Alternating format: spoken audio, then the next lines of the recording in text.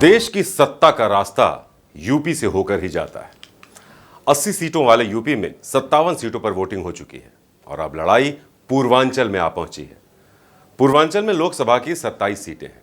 नरेंद्र मोदी तीसरी बार पीएम बनेंगे या नहीं, ये यूपी के वोटर ही तय करेंगे। 2019 के चुनाव में बीजेपी को सपा बसपा गठबंधन ने पूर्वांचल में खासा नुकसान पहुंचाया था। इस बार समीकरण बदल चुके हैं।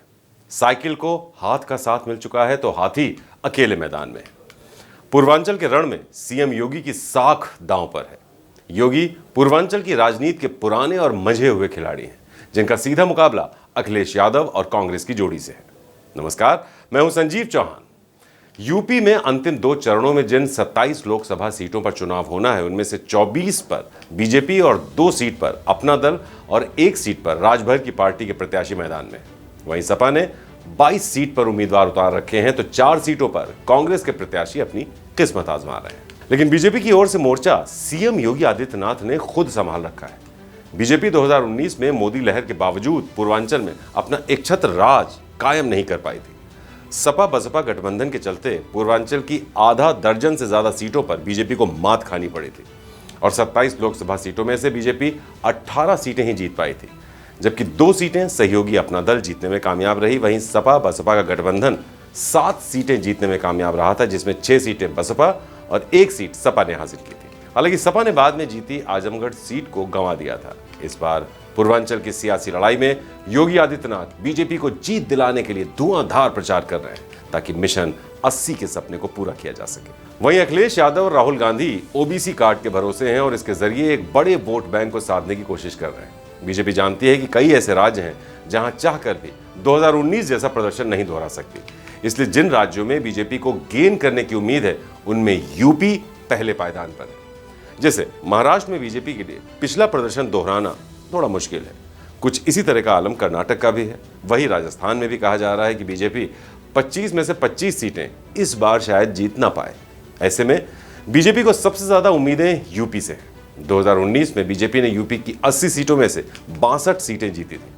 बीजेपी को 2014 के मुकाबले नुकसान हुआ था, क्योंकि 2014 में बीजेपी ने अपने सहयोगियों के साथ मिलकर यूपी की 73 सीटों पर जीतकर बीजेपी के इतिहास का अब तक का सबसे सर्वश्रेष्ठ प्रदर्शन किया था। 2009 के लोकसभा चुनाव की बात करें तो बीजेपी यूपी में महज 10 सीटों पर सिमट गई थी और पार्टी का वोट शेयर 17.5% रहा था। बीजेपी ने बीते 10 साल में अपने संगठन को बेहद मजबूत किया है। इस बात की गवाही पार्टी का बढ़ता हुआ वोट शेयर दे रहा है। 2009 में 17.5% वोट मिले, 14 में 42.6% वोट मिले, तो वहीं 2019 में बीजेपी 50% वोट शेयर हासिल करने में कामयाब रही। यानी सीटों के मामले में बीजेपी को भले ही नुकसान हुआ हो, लेकिन वोट शेयर के मामले में बीजेपी ने सबको पछाड़ दिया था, जिसको देखकर बड़े बड़े राजनीतिक पंडित भी भौचक्के रह गए। 50% मतलब कोई भी गठबंधन बीजेपी का कुछ भी नहीं बिगाड़ सकता। अब आप सोच रहे होंगे कि यह सब अकेले मोदी मैजिक की वजह से हुआ है, तो ऐसा नहीं। बीजेपी की इस कामयाबी में योगी फैक्टर का भी एक बड़ा योगदान था। 2017 में योगी आदित्यनाथ पहली बार यूपी के सीएम बने। तब राजनीतिक जानकारों ने उनकी योग्यता को लेकर सवाल खड़े किए थे और कहा गया कि योगी को सीएम बनाकर बीजेपी ने बड़ी गलती कर दी है। तर्क यह दिया गया कि योगी एक हिंदूवादी नेता है और उनके पास सरकार चलाने का अनुभव नहीं है, क्योंकि योगी कई बार के सांसद तो रहे लेकिन कभी मंत्री नहीं बने। कुछ राजनीतिक पंडितों ने कहा कि योगी की छवि सबको साथ लेकर चलने वाले की भी नहीं है। सीएम एक संवैधानिक पद है जहां योगी को धर्म मजहब से परे सबको समान रूप से देखना होगा। खैर, वक्त बीतता गया और योगी ने एक एक कर ऐसे सभी राजनीतिक पंडितों को गलत साबित कर दिया। योगी ने पहले यूपी की कानून व्यवस्था को दुरुस्त किया, जिसकी तारीफ हर तबके के लोग करने लगे। फिर योगी ने यूपी की अर्थव्यवस्था को पटरी पर लाने का बीड़ा उठाया और देखते ही देखते यूपी देश की इकोनॉमी के मामले में अग्रणी राज्यों में शुमार हो गया, जिसके चलते योगी मॉडल की पूरे देश दुनिया में चर्चा होने लगी। योगी ने यूं तो पूरे यूपी को अपराध मुक्त किया, लेकिन सबसे ज्यादा फायदा पूर्वांचल के लोगों को मिला। पूर्वांचल के लोगों को केंद्र और राज्य सरकार की योजनाओं का सबसे ज्यादा फायदा भी मिला, जिसकी तारीफ खुद पीएम मोदी भी कई बार कर चुके हैं। पूर्वांचल की 2 लोकसभा सीटें ऐसी हैं जिससे पीएम मोदी और सीएम योगी सीधे तौर पर जुड़े हुए हैं। वाराणसी से पीएम मोदी तीसरी बार चुनावी मैदान में हैं, तो गोरखपुर में रवि किशन एक बार फिर से सीएम योगी की विरासत को सहेजने के लिए मैदान में उतरेंगे। आज भी सीएम योगी राजधानी लखनऊ के बाद सबसे ज्यादा वक्त गोरखपुर में बिताते हैं। गोरखपुर में योगी जनता दर्शन कार्यक्रम में लोगों से उसी अंदाज में मिलते हैं जिस अंदाज में बतौर सांसद मिला करते थे। सीएम योगी 2017 से सीएम हैं और उनके कार्यकाल की तुलना अखिलेश यादव के कार्यकाल से की जाती है। अखिलेश के सीएम रहते हुए सूबे में आए दिन जहां दंगे होते थे, कानून व्यवस्था का मजाक बनाया जाता था, जिसकी वजह से कोई भी उद्योगपति यूपी में निवेश करने को तैयार नहीं था। उस वक्त 2017 से यूपी की छवि बदली और यूपी में देश का एक बड़ा मैन्युफैक्चरिंग हब बन गया। वहीं एक बार सीएम योगी को अखिलेश ने बुलडोजर बाबा कहकर तंज किया और अब वही बुलडोजर सीएम योगी आदित्यनाथ की पहचान बन गया। इस बार बीजेपी ने पूर्वांचल को फतेह करने के लिए खास प्लान बनाया है, जिसके चलते सीएम योगी खुद हर सीट पर बीजेपी को जीत दिलाने के लिए जी जान से लगे हुए हैं। साथ में पीएम मोदी भी पूर्वांचल में ताबड़तोड़ सभाएं कर रहे हैं ताकि पिछली बार हुए नुकसान की भरपाई की जा सके। 2019 में सपा बसपा गठबंधन के चलते बीजेपी को पूर्वांचल की 7 सीटों पर मात खानी पड़ी थी। छठे चरण की अंबेडकर नगर, श्रावस्ती, लालगंज और जौनपुर सीट बसपा जीती तो आजमगढ़ से सपा ने जीत दर्ज की थी।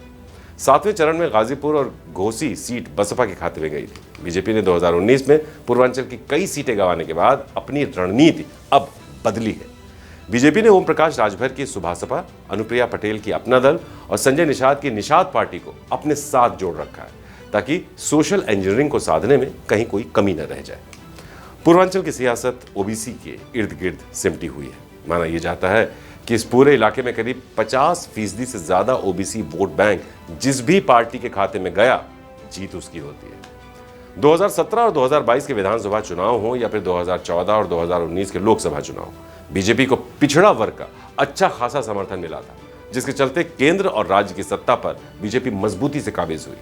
तो ऐसे में बीजेपी और सपा दोनों ही पार्टियों ने ओबीसी वोटों को साधने के लिए तमाम जतन किए हैं। बसपा ने भी पूर्वांचल के सियासी समीकरणों को देखते हुए अपने उम्मीदवार उतारे हैं। सपा ने पूर्वांचल में इस बार अपने कोटे की 22 लोकसभा सीटों में से 14 सीटों पर गैर यादव ओबीसी के प्रत्याशी उतारे हैं। वहीं 4 सीट पर दलित उम्मीदवार खड़े किए हैं। इसके अलावा एक यादव, एक मुस्लिम, एक ब्राह्मण और एक राजपूत प्रत्याशी भी सपा की ओर से मैदान में है। कांग्रेस ने अपने कोटे की 4 सीटों में दलित, ओबीसी, भूमिहार और ठाकुर बिरादरी के एक एक उम्मीदवार को मौका दिया है। मायावती की सियासी कमजोरी का पूरा फायदा इंडिया गठबंधन उठाने की कोशिश में है। वहीं पूर्वांचल में बीजेपी ने ओबीसी या जातीय आधार वाले दलों के साथ हाथ मिलाकर सियासी समीकरण दुरुस्त करने की चाल चली है या कहिए दांव चला है। पीएम मोदी खुद काशी के रण क्षेत्र में हैट्रिक लगाने के लिए उतरे हैं। अगले 2 चरणों में बीजेपी के दिग्गज चेहरों के साथ साथ सहयोगी दलों की भी परीक्षा होने जा रही है।